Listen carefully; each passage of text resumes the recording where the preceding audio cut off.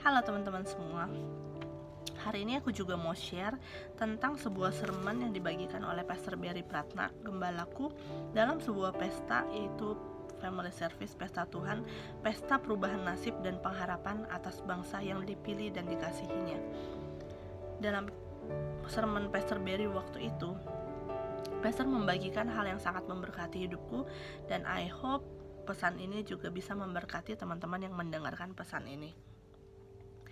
Pastor waktu itu mengajarkan tentang yang namanya sebuah luka. Nah, kita bisa belajar dari luka. Ada dua hal yang dapat kita pelajari atau kita fokuskan dalam luka. Ketika seseorang itu memiliki sebuah luka, sebenarnya dia dapat choose atau memilih atau mendecide dua hal yang berbeda. Yang pertama yaitu fokus kepada luka. Nah, ketika kita fokus kepada luka, maka kita akan continue to suffer, kita akan menderita, kita hanya bawaannya membawa beban, membawa kayak gitu, kayak setiap beban ataupun pressure itu dan luka itu akan kita menjadi membuat kita berlambat-lambat, membuat kita tidak bisa maju sepanjang hari. Kenapa? Karena kita fokus kepada lukanya, dan luka itu adalah luka yang seharusnya harus kita menangkan dan kita sembuh dari luka tersebut. Tapi sebenarnya kita bisa memilih keputusan yang kedua, yaitu kita fokus kepada lessons, yaitu pelajaran yang kita dapatkan dari setiap luka, setiap proses kita menjadi sembuh, dalam proses kita bangkit dari keterpurukan, dari setiap kejadian yang membuat kita luka tapi kita bangkit. Kita fokus kepada pelajarannya, dan yang kita dapatkan ketika kita fokus kepada lessons, kita itu akan continue to grow. So, Tuhan itu menginginkan hidup kita ini bertumbuh, berkembang, memiliki kapasitas yang di-enlarge gitu. So, seperti pesta yang dikatakan di sini, pesta perubahan nasib. Adanya perubahan nasib artinya apa?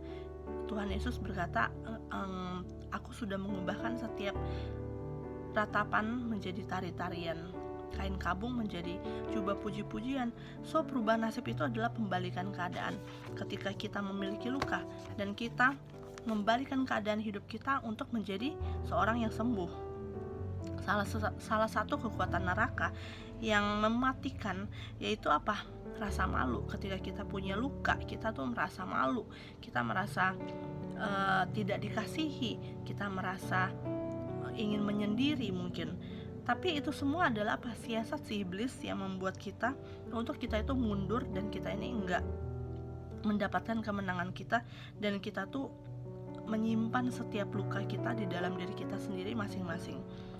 Padahal cara untuk kita menang atas setiap luka kita, cara kita bangkit dan membalikan keadaan dari setiap luka kita, yaitu kita harus menjadi orang-orang yang bersaksi dan merebut setiap kemenangan itu. Ketika kita bersaksi, iblis itu dipermalukan. Ketika kita bersaksi, kita udah klaim setiap kemenangan atas kesembuhan setiap luka yang udah kita alami.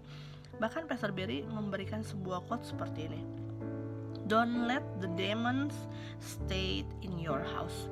So, jangan biarkan siasat iblis menghancurkan hidupmu saat ini, apalagi masa depanmu. Jangan biarkan engkau hidup dalam luka yang membuat engkau akan menanggung setiap burden itu sepanjang hari, sepanjang bulan, sepanjang tahun.